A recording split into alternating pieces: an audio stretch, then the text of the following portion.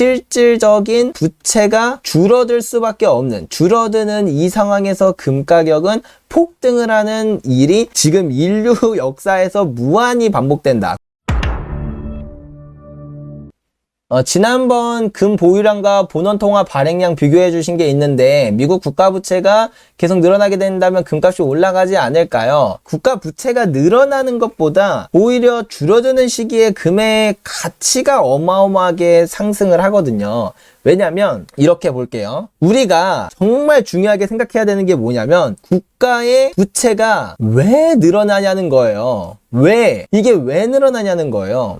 물론 단순히 국채를 많이 발행해서 맞습니다. 오케이, 맞아요. 근데 이게 정말 근본적인 이유가 아니라는 거예요. 근본적인 이유는 우리가 이제 경제 주체를 두 가지로 나눌 수가 있어요. 딱 크게 나누면 채무자와 채권자가 있습니다. 가장 큰 채무자는 당연히 정부가 되겠죠. 채권자는 뭐 예를 들면 투자은행이나 투자기관이나 아니면 그냥 시중은행들이나 아니면 뭐 보험회사나 뭐 아니면 뭐 부자들이 될 수도 있고, 아니면 일반 국민들도 요즘에는 채권 투자를 할 수 있죠. 근데 뭐 채권 투자뿐만 아니더라도 뭐 어쨌든 채권자는 대체로 이 시장 참여자들을 의미해요. 시장 참여자. 자, 그러면 여기서 이제 더 쉽게 가기 위해서 예적금을 한다고 치겠습니다. 예적금을 하면 우리는 5%의 이자를 받아요. 근데 1년에 만약에 물가가 2% 올라가게 되면 우리의 실질적인 수익은 3%가 되겠죠. 자, 이 3%는 어디서 나왔고, 우리가 3%를 얻는다는 건 뭐 물론 모든 경제가 다 제로섬 게임은 아니지만 정말 크게 거시적으로 보면 거의 제로섬 게임에 가깝거든요. 그러면 우리가 실질적으로 3%만큼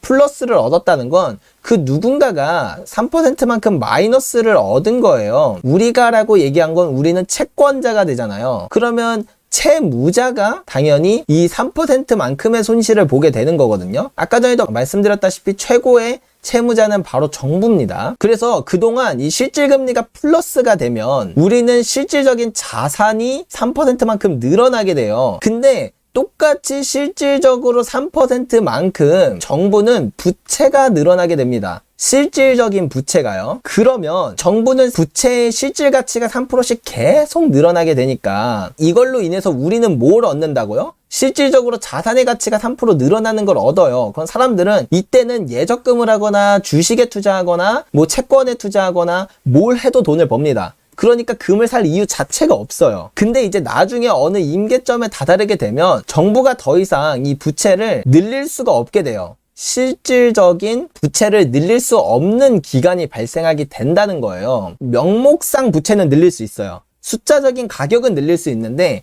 이 실질적인 가치, 부채의 그 실질적인 수준을 더 올릴 수가 없는 수준이 오게 된다는 거죠. 그러면 실질 부채가 안 늘어난다는 건 무엇을 의미하냐면 금리보다 물가 상승률이 더 높은 이때를 이야기를 하는 거다. 그러면 이렇게 되면 어떻게 되냐면 이 실질적인 부채가 줄어들게 되겠죠. 이게 진짜 명목 부채가 줄어들 때도 있어요. 간혹. 근데 대부분은 명목 부채는 늘어나는 것처럼 보이는데 실질 부채가 줄어들게 되거든요. 이렇게 되면서 이때 금 가격이 미친 듯이 치솟는 거예요. 왜냐하면 사람들은 이제 예적금에도 손해가 발생해요. 그러니까 이 손해를 정부가 먹어가는 거예요. 예적금하거나 현금을 들고 있거나 채권에 투자한 모든 사람들의 손해를 정부가 먹어서 이 실질 부채를 줄이는 거거든요. 그러니까 여기로부터 탈피하려고 하는 똑똑한 사람부터 금으로 가요. 나중에 이게 점점 더 심각해지면 이제 일반 국민들한테까지 전이가 되면서 금으로 가게 되거든요. 그 수준이 되면 이제 진짜 사실상 그때 화폐의 가치는 정말 무차별적으로 폭락하는 시기라 이때는 정부가 직접 이 금을 규제를 하게 됩니다. 이 수준까지 가지 않는다면, 그러니까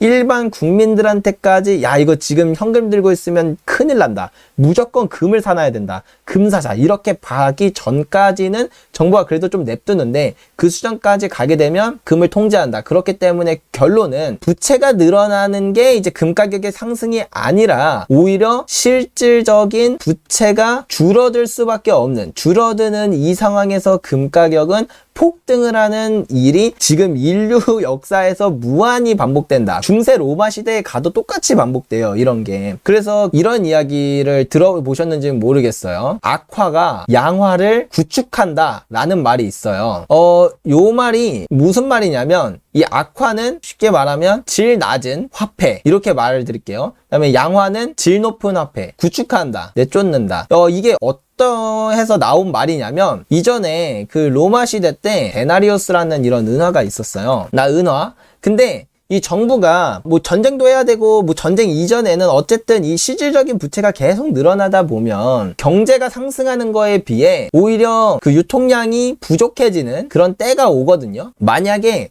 우리가 막 경제가 정말 미친 듯이 발전을 해요. 그래가지고 지금 화폐가 부족한 것만큼 뭐 그냥 해외에서 뭐 은을 다 수입해버리면 되니까 그 정도 능력이 될 때는 사실 이러한 일이 안 발생하는데, 어쨌든 이렇게 유통량이 부족해지게 되면 그 유통량은 부족한 만큼 생산을 하거나 수입을 하거나 뭐 이런 방법밖에 없는데, 그렇게 수입을 할 수도 없고 생산하는 거는 오히려 한정되어 있으니까 뭐 한 2에서 3% 정도밖에 생산이 안 되니까 연 생산이 늘어나는 게, 그렇다 보니까 이 유통량을 못 메꾸면 얘네들이 이렇게 해요. 이만큼을 동으로 채워요. 동으로 채워서 똑같이 이전에 은화 100%짜리 은화랑 얘 80%짜리랑 같은 가치라고 정부가 우겨요. 그리고 얘를 발행을 해요. 그러면은 원래 얘로 100%로 만들면 100개를 만들던 거, 뭐 80%로 만들면 뭐 120개, 뭐 130개 이렇게 만들 수 있겠죠. 뭐 130개 이렇게 만들 수 있겠죠. 그러면은 화폐 발행량이 늘어나게 돼요. 근데 사람들이 딱 봐도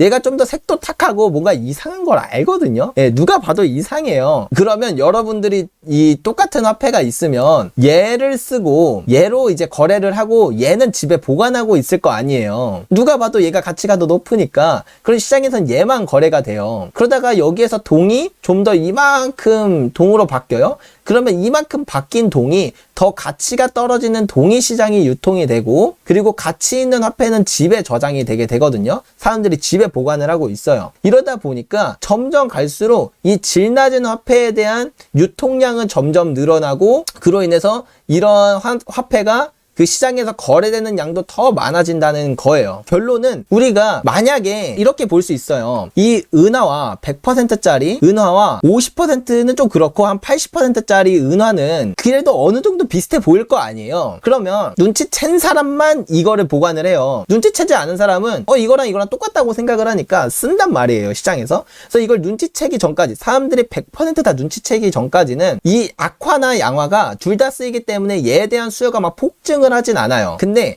만약에 얘가 이제 한 나중에 30%까지 됐어요. 그럼 막 누가 봐도 색이 너무 탁해. 이러면 사람들이 야 이거 잘못된 거네. 이게 무슨 이게 은화야. 이거 은화 아니잖아. 그러면 사람들은 이거를 갖고 있으려고 그러고 얘는 그냥 거래할 때만 쓰려 그러니까 나중에는 얘 하나가 그 가짜 은화 하나랑 똑같은 가치였는데 어느 순간 사람들이 눈치를 채면 이거 100% 은하랑 이거 다른 거잖아. 이거랑 바꿀 거면 이거 2개 가져와. 이러고 나중에는 이거 바꿀 거면 이거 10개 가져와, 100개 가져와. 이렇게 변하면서 얘에 대한 그동안의 가치평가가 1대1에서 1대100으로 갑자기 빵 뛰게 되거든요. 마찬가지로 지금 우리가 달러나 원화나 이런 것들을 쓰잖아요. 이런 걸 쓰는데 이거에 대한 감각이 무뎌져요. 사람들이 잘 몰라요. 모르다가 어느 임계점에서 빡 하고 생각이 나잖아요. 그게 이제 실질금리라고 말씀을 드렸죠. 우리가 이걸 갖고 있는 게 손해잖아 라는 게 한 2% 정도 될 때는 사람들이 잘 모르니까 그래도 예적금하고 그래도 채권 투자하고 그래도 그냥 현금 갖고 있어요. 잘 모르니까. 그리고 크게 뭐 별로 손해도 아닌 것 같고 하니까. 이때는 금 가격은 확실히 상승을 하지만 그 상승률이 막 어마어마할 정도는 아니게 되는 거고, 그리고 이런 것들이 나중에 실질금리가 막 더 3%, 막 4% 이렇게 늘어나게 되면 이제 사람들이 인식이 이게 일반 국민들한테까지 우리 이 악화를 버리고 금으로 돌아가야 된다. 그리고 사람들은 거래할 땐 얘네만 써요. 그리고 금은 집 안으로 다 숨어버리고 얘는 수요만 늘어나고 공급이 없어져 버리는 거죠. 공급이 아예 씨가 말라버려요. 그러니까 생산이 줄어든다는 게 아니고 시장에 이거를 원래 가격에 내놓는 사람들이 없어진다는 거예요. 그러니까 이렇게 금 가격이 막 폭등을 하고 금에 대한 수요가 폭증하니까 정부가 와서 이제 금을 통제해버리죠. 너네 이거 쓰면 안 돼. 너네 이거 소유도 하지 마. 거래도 하지 마. 너네 무조건 이것만 써야 돼. 이거 갖고 있어야 돼. 너네가 안 갖고 있으면 너네로부터 2%씩 그 수익을 뺏어와서 우리 부채에 대한 부담을 줄여야 되는데, 실질 부채를 줄여야 되는데 너네들이 자꾸 화폐를 탈피하려는 현상이 나타나면 우리가 이 실질 부채 못 줄이잖아. 그런 식으로 하게 되기 때문에 이렇게 저렇게 합니다. 그렇게 하게 되는 부분이라서 아무튼 그렇고요. 그렇기 때문에 제일 중요한 건 명목 부채가 늘어나는 게 금 가격을 올리는 게 아니다. 오히려 실질적인 그 부채의 가치가 떨어지는 시기에 금가격이 폭등을 하고 그게 바로 이제 시작이 되었다. 이렇게 생각을 하시면 돼요. 정확히 2019년부터 시작이 되었다라는 것을 아시면 되고 그 다음에 2023년 지금 그 최저점 마이너스 거의 7% 가까이 찍고 왔을 거예요. 이거는 오히려 1970년대 금이 26배 상승했을 때보다도 심각했던 상황이다. 그리고 이러한 추세는 앞으로도 더 이어질 수밖에 없고 이런 것들이 어디까지 되는지 우리 한번 우리가 미래를 보고 올 수는 없지만 눈에 좀 그려지는 것 같지 않습니까? 그레샴의 법칙, 네 맞습니다.